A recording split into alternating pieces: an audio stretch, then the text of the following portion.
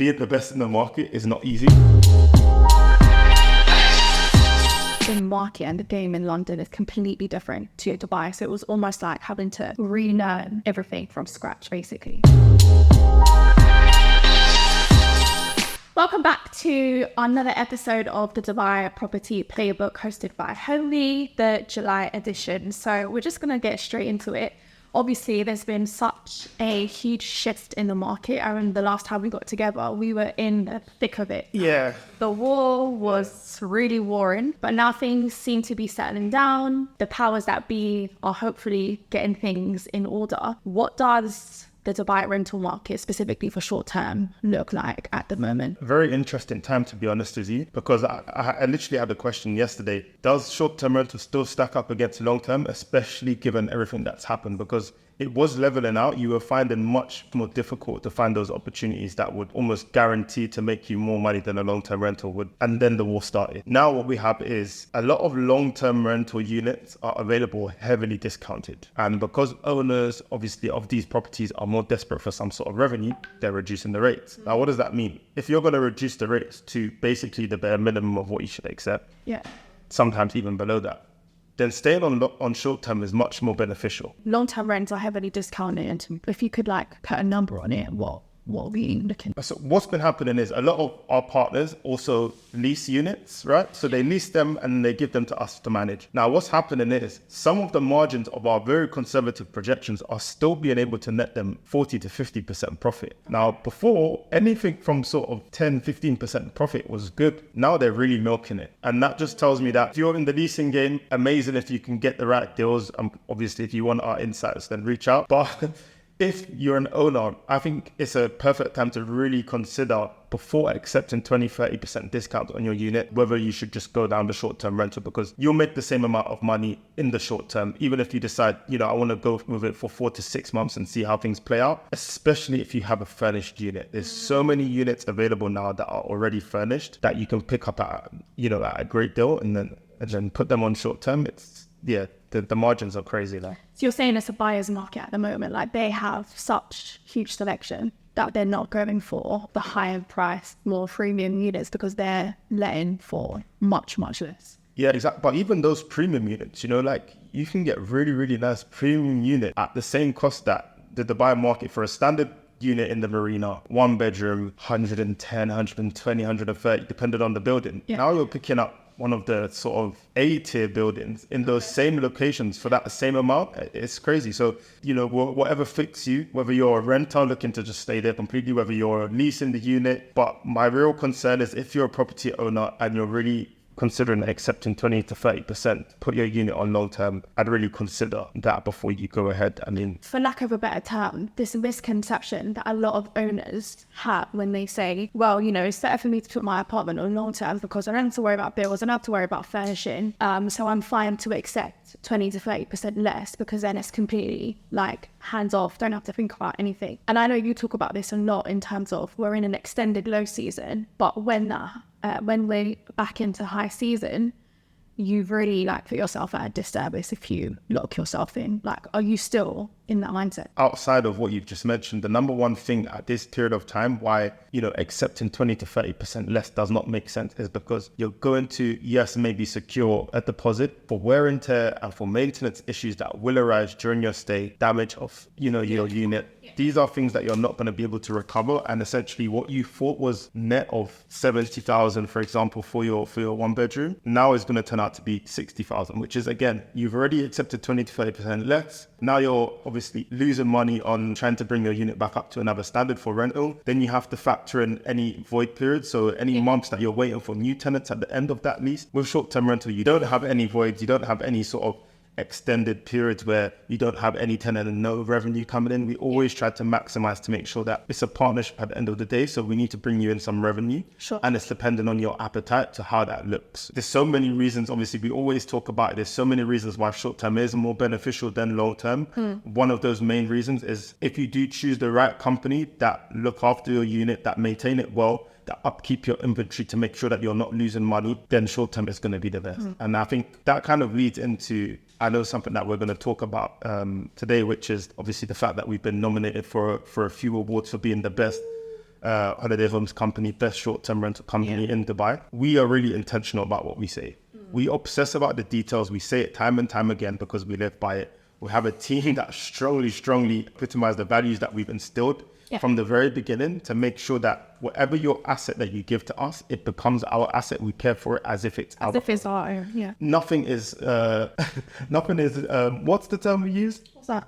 Nothing is sunshine and rainbows after all, right? Yeah. Nothing fun. The world isn't sunshine and rainbows. The world isn't sunshine and rainbows. But, when it comes to really pushing to achieve perfection, we really do try on a daily basis. We show up. You've kind of gone a couple of steps ahead, because I just wanted to go back to this long-term, short-term, kind of the long-standing debate. Just really quickly, because we're also not saying that it's sunshines and rainbows, right? Like, the short-term rental market has been impacted. Yes. And whilst long-term rents have seen like a 20 to 30% decline, Yes. give just like the audience just a quick overview of like what our ADRs look like and what like an owner on the other side who could be watching this could be expecting from a transparency perspective. Because, like, let's be honest, we're not charging like what we would have charged this time last year, but we are still prioritizing the revenue for our own. It's very difficult to speak about ADR, as I always say, because ADR is very dependent on location, number of bedrooms, amenities in the building. Percentage-wise then. ADR, by the way, is an average daily rate. Yes, exactly. Yeah. But something I will speak on a bit more closely, which is tied into the ADR, is the occupancy. So we have to find the perfect balance to marry these off against one another. Okay. And the reason being is that while our ADR on a normal pre-conflict was, very strong across our units, when your ADR dipped, trying to prioritize ADR over occupancy doesn't necessarily make sense, because what that means is that you'll have an ADR which is high based on what you expect that you want to achieve. But the reality is that the market is not going to pay that. Yeah. And so you ice out a lot of guests then, isn't it? Yeah. And there's a whole host of things I can talk about by why really trying to hold on for high ADR in a market that doesn't demand it is very, very impactful to your listing, to your property. But just let's take it back to layman terms, is that we had a dip in February into March, when the conflict first started. We dipped from what typically is about 85% occupancy for us down to 65%. And that's across the portfolio. Now, we steadily increased that, or should I say quite dramatically increased that, to prioritize getting some revenue while there was a lot of uncertainty. First of all, we do have an obligation to our owners, but we do feel the necessity to give back to the community, essentially to people that are in Dubai. So we're making sure that people had places to stay. Obviously, we've spoken about shifting our strategy, accepting pets in some of our units that owners were comfortable with as a way of us giving back. That helped to increase our occupancy. And now what we've done is, for the previous month, we've just dropped it back down. I don't say we've dropped it back down, but the market has meant that our occupancy has come down to around about 85% again. And the sweet spot for what I'm looking for is that to decrease again. Even though it's against what our norm is, that occupancy decreasing again shows me, obviously married off against our ADR, shows me that our ADR is increasing gradually. And what we want to get to is to a point where our low season projection marries off exactly against what the rental is showing at the moment. And we're slightly below that by about 10% at the moment, which is not very, it's not very much, especially that it's low season. And then if we do get to where I expect and what all of my key indicators show me with regards to the booking windows that we're experiencing, with regards to the ADRs obviously increasing, come September, we should be well outside of that and back into what we're expecting. So I think the key thing I'm hearing now is just owners need to be patient, right? And just ride this wave, because it's not all sunshine and rainbows. Our partners are patient because they trust for us. the most part, right? It's not, obviously everybody is not as confident, and obviously when something like this happens, which is against the norm, there is going to be some uncertainty, which, we do our best to provide the best updates we can. But at the end of the day, what you can do is stay away from the news, right? Because the news will tell you one thing, but in the reality, for example, the news is telling you that there's a peace agreement signed and that everything is amazing. But one thing that we do know when it comes to tourism in Dubai, and I know a lot of people don't talk about it, but the confidence needs to be back. Now, we are residents here. We live here. We have families here. We are very comfortable. We're happy to advocate, not from somebody's got, a rope tied around our neck and telling us that we must say this, right? We genuinely believe in why we're here.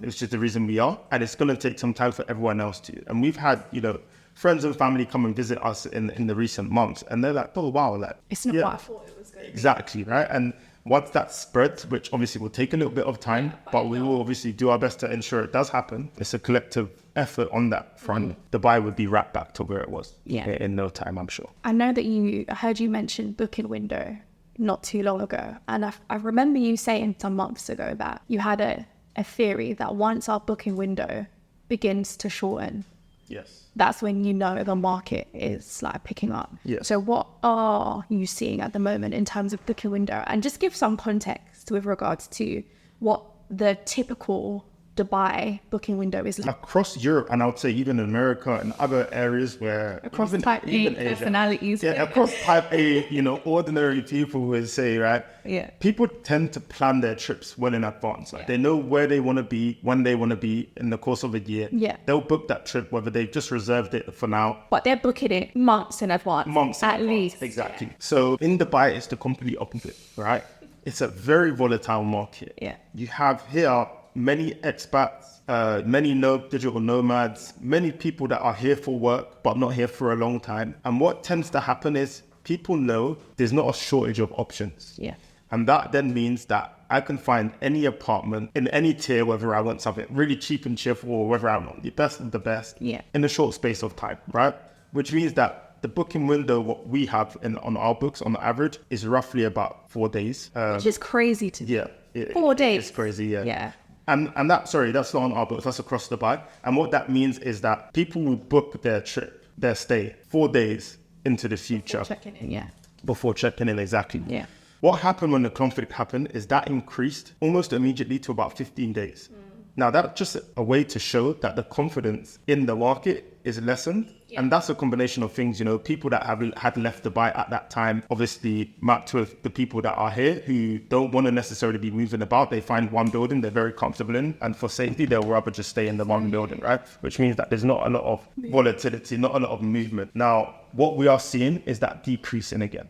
So that decrease in the booking window shows me that people are again realizing it's fine to move around. It's fine for me to try out different areas, different buildings, different apartments in Dubai, villas, whatever it might be. And we've gone from 15 down to 8. So it's almost cut in half. Yeah. And that also maps with our ADRs and occupancy, which I'm kind of touched on before, almost getting back to where I'd expect them to be. Now, all we need basically is just more of the booking. Exactly. More tourism to start happening, even though it's the low season where the weather is extremely hot outside. It's only a matter of time. And like I said, the margin is very low at the moment, which is a good thing. So just on the topic of guests, I think that whilst the conflict obviously reduced the influx of guests, I think guest expectation has still remained the same, right? Perhaps even increased a little bit, guest expectation, just because, I'm here in Dubai, make my stay as memorable as possible, given all of these things that's going on. So I want to just touch on our tech heavy focus in terms of the company. And how we've we have created our own operations management software that basically just covers the guest experience, reservation all the way to post checkout, and just the journey in terms of up in there. I think actually, seen as operations is your baby, and you've been a key driver to a lot of the change that's happened in the operations dashboard that we've created in improving from a product perspective a lot of the tech that happens. And we'll exclude my tech background, but you can talk a lot about what you've managed to introduce, maybe some of the most recent updates, because we've been using this now for 6 months. Since the beginning of the year. Exactly, seeing as we're heading into Q3 now. Tell me about transition, some of the changes, and obviously some of the benefits that we're seeing already. Yeah, so just to give some, background detail, we obviously have used other leading operations management software specifically for holiday homes companies that are already in the market. I think the issue that we face with them is because we're so intentional and because we're so particular, the features that we were looking for weren't embedded already into those softwares.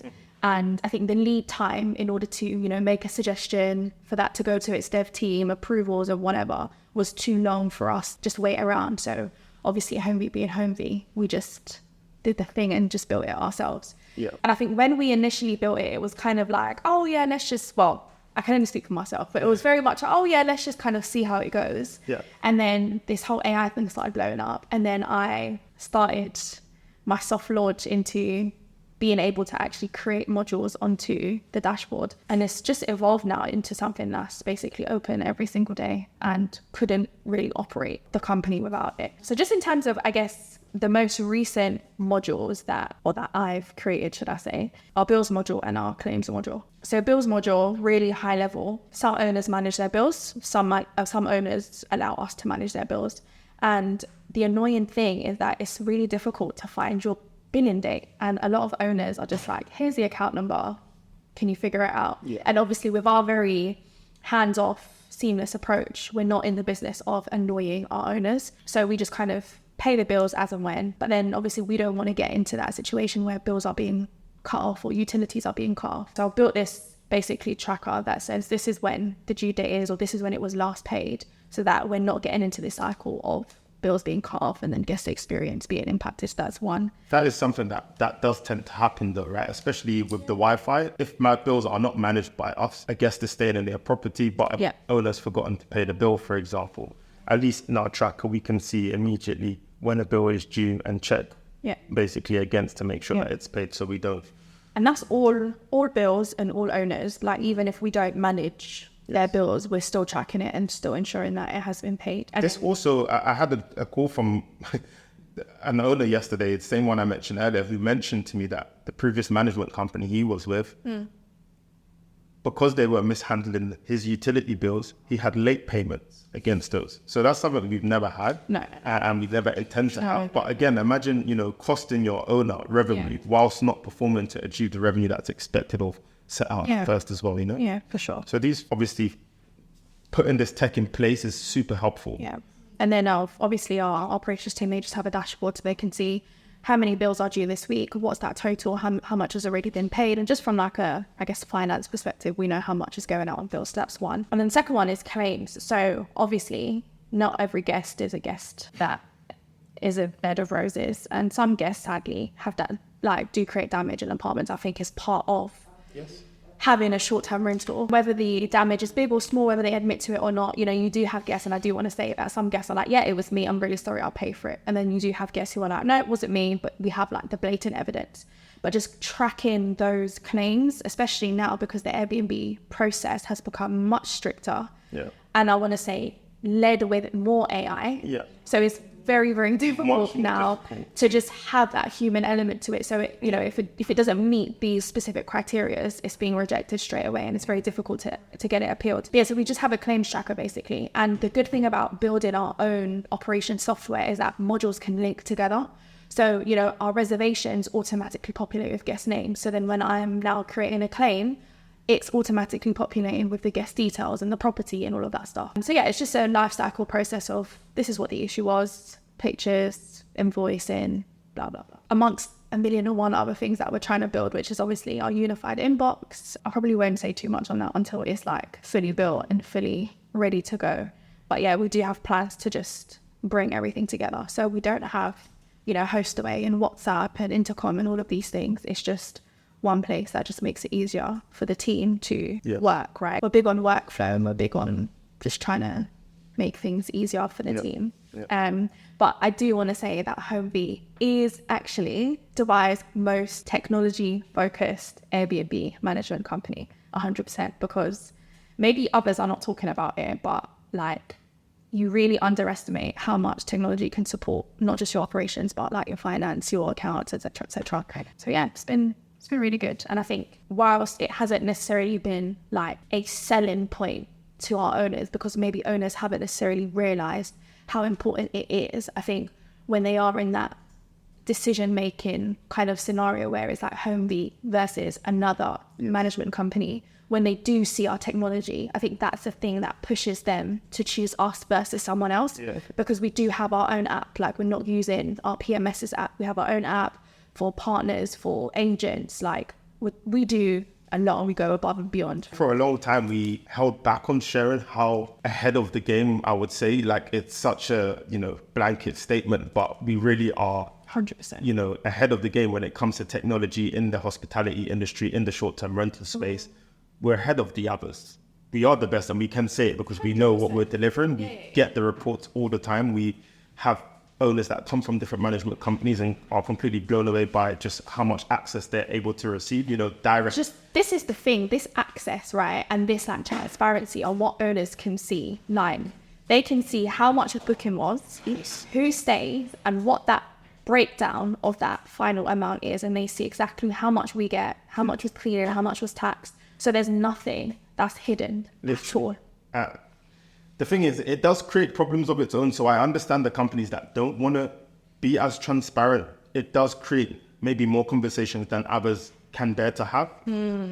We are happy to give it all away. Yeah. The transparency is part that we stand on, where, we have a negative guest experience, for example, an owner gets to see it directly in the reviews the moment it's left. We're accountable for it, because being accountable also is another value that we have in the company. Everyone must be accountable. Yeah. So it's only important that, we also are when we speak to our owners, when we're managing those things.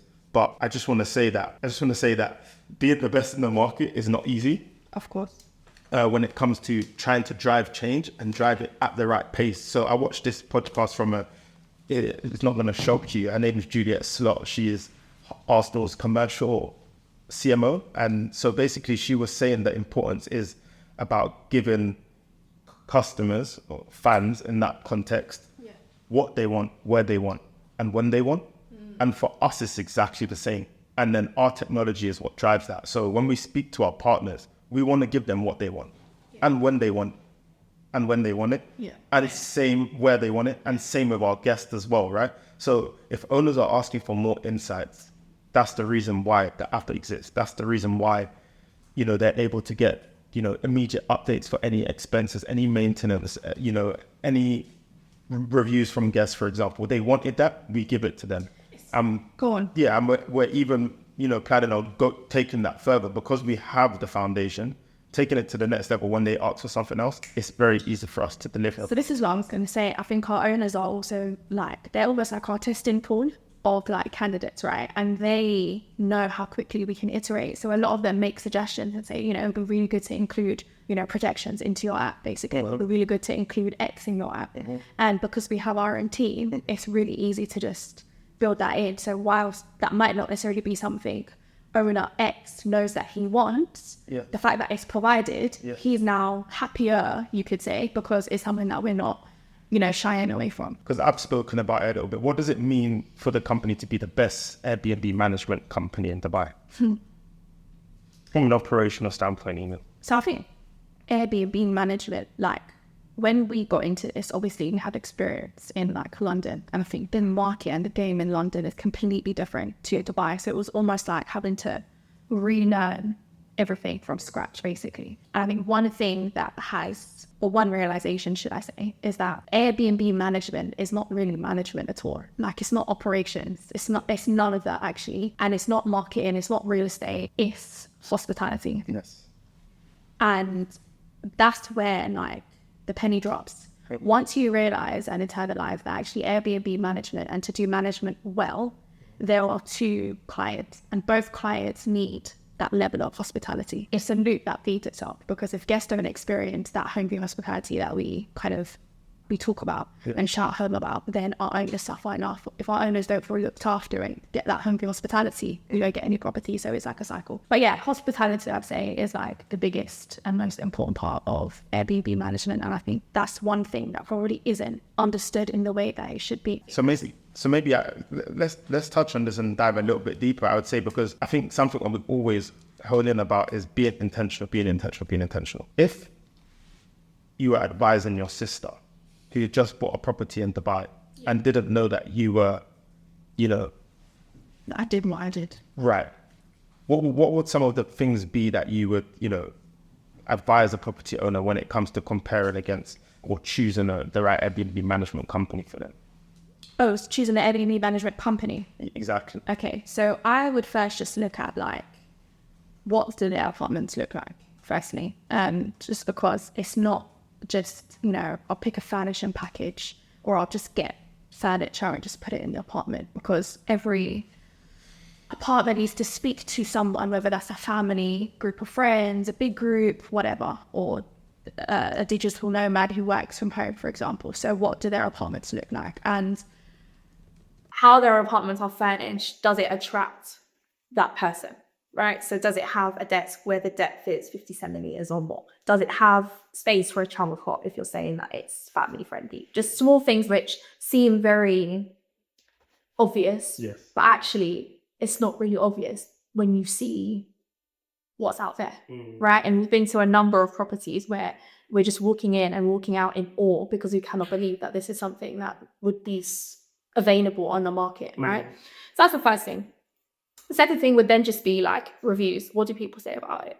And obviously being on the inside, I know that sometimes guests can over exaggerate. You piss a guest off once and that just take the whole experience. But what is it that guests are saying? Is there like a trend where they're saying, you know, the apartment is like completely like disgusting, you know, it's difficult to have a shower, it's not clean, or there's bed bugs, just you know, you can see the trends, and not just for one particular property, but the whole portfolio. What are guests saying about the company? And I think the main thing to kind of look at is always their customer service and how they respond and what is their response time to guests, because then it kind of shows you what the company prioritizes. Because it's all good and well getting the bookings, but actually how long is it taking you to respond back to your guests? If it's taking you 3 hours versus, I don't know, 15 minutes, there's a big mismatch in customer support or hospitality. And then also wanting to get like an understanding of how the company deals with unhappy guests. Yeah. Because that's not really something that you can rehearse. Like speaking to someone who actually deals with those guests and what the company has in place for, you know, goodwill gestures or, you know, extension discounts, whatever the case may be. Like, what is the company's stance on that? Because I know that some companies are very black and white. Yes, we could do this. No, we can't do that. But hospitality is not black and white. It lives in this grey area. And I think even if we think we've done our absolute best, in hindsight, when we look back on it, actually, well, if we did this one thing differently, or if we just conceded for this one thing that actually in the grand scheme of things wasn't really that big of a deal, how much could that have changed the guest experience? And I think that's the thing with hospitality, isn't it? It's never right or wrong, because every guest, it's like a love language. Every guest had their own way that they would have want something to be dealt with. So what you're saying is the reason why, because I asked you about how to compare, but now it's just triggered in my brain. Like what you're talking about is how to be the best and how to find the best, which is essentially right. But then what I gathered from what you're saying is the reason why we're the best holiday homes company in Dubai is because when it comes to our guests and reviewing from a hospitality perspective what we've done, we never think we've done the ultimate best, because there is none. There's always that level of subjectivity that comes in place where you must find areas that you could have improved on or could have changed or could have enhanced that experience even just a little bit more. And every single interaction is always an area where you can improve. But that's the reality, because when we look at like hospitality and we look at guests, right? Everything is happy days and handy dandy until you get a 1 4-star review. Yeah. So you can't allow yourself to get into this trap of, okay, guys, we're on a streak of 25-star reviews. Like we can kick back and relax, because it's never going to be that way. And every other 5-star review will say something like, everything was amazing, but I don't know, the bed was too hard. And then it makes you think, okay, who furnished this unit? Was it like the owner that gave us this bed, or was that us that put this mattress in? Okay, do we need to look at our suppliers again? What's the lifespan of these mattresses? I thought it was 2 years. Now it seems to be, you know, there's so many different, I guess, avenues, and there's a lot of things that go into it. So it's not just a review about a hard bed. Actually, there's a lot of layers that you need to peel in order to understand how did we get everything out of it. So, yeah. And this is why owners need to just stop using any management company to manage their property when it comes to trying to get returns that they've been sold when purchasing a unit, right? I think with owners, and honestly, I've been through a lot of these owner meetings with you, and I think a lot of the time, perhaps, I think our biggest thing that we can celebrate and like own is also sometimes the thing that scares owners away, and that's our size. So I think a lot of owners will stack us up against, you know, one of, I guess, the more established players in the market who manage 2, 3, 4, 5, 6, 700 Airbnb properties, and think automatically, well, they've been in the market for so long, they must be experts, they must, you know, be specialists in the game, they know exactly what they're doing. But then look at what's happening at the moment. That particular owner has gone with that company, but actually can't really speak to anyone who can make any decisions. It's really difficult to get anything done because of the bureaucracy that needs to happen because of this massive operation. What typically tends to happen is you have many small companies operating inside of these bigger companies. So even though a company may be established for a very long period of time, each new sort of center, let's say whether it's location dependent or even sometimes building dependent, may have amazing context of this building or this location. But when it comes to operating at scale across Dubai, I'm pretty confident to say that nobody can do it better than what we can. With as much intentionality, with as much transparency. These are things that, you know, I can almost bet anyone to come up against us and let's say, are you as transparent? Are you as intentional? You know, do you carry the values that we have that are important for owners to have that confidence? We'd find it difficult to find. Yeah, I think these values is really something that shines through to our guests because we've had guests in the past that said, look, do you know what, the stay actually really wasn't what I expected it to be, but actually the way you handled it was like faultless, and that's the reason why I'm coming back again. And how many times, I know word of mouth and referrals is massive in business generally, but how many times is it that we've had property owners stay with us and then say to us, we love the way that you've managed us. Everything seems amazing. I'd love to speak to you more about to see if you can manage yesterday. Right. See if you can manage our property that we have in Dubai. We've not had this sort of experience. And then from a guest experience and hospitality side, that is just done. Now we talk about the commercials, the revenue, the projections, the reality of, you know, what we would project without knowing anything. And then what they've currently been able to achieve. We can always tell them whether what they've achieved has been good, in line with what we'd expect, or whether it's been less, or whether it's been inflated. And if it had been inflated, can you see now why our projection is what it is? And so much times that initially when we first started, maybe a couple of years ago, when we'd send out projection, we'd lose the business because our projection wasn't as inflated. We've had those owners come back to us or refer back to us, or even just have conversations that, you know, why was it that your projection was this much? Because actually this is what this is what I'm actually getting, but at the time I didn't know, right?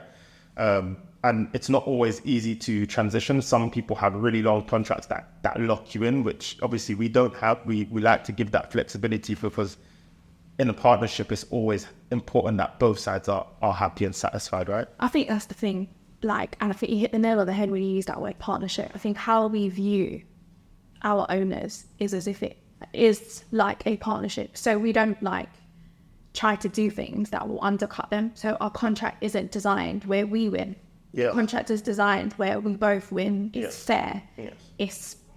We're both protected, essentially. Whereas, you know, we've had stories and we've been in contact with owners and other companies where they're like, what? You do X, we do the complete other end of the spectrum, and we're like, huh? Yeah. How do you get owners? And I think that's what we prioritize. We prioritize that relationship versus doing what's best for us, because it's going to bite us back in there. It's going to come back to us at some point. For sure. All right, guys. So I think we should wrap up. That video will be first part of the Homevy Property Playbook podcast for the month of July. We will be filming a part 2. And don't forget to vote for us on Arabian Business Award. Vote for Homevy. World Traveller Awards. I thought it was World Arabian. We were nominated for Arabian, but that's a different process. But please do vote for us on the World Traveller Awards. And hopefully we do manage to get put forward. Well, I guess manage to win in the Raised one also. Thanks, guys, and catch you on the next one.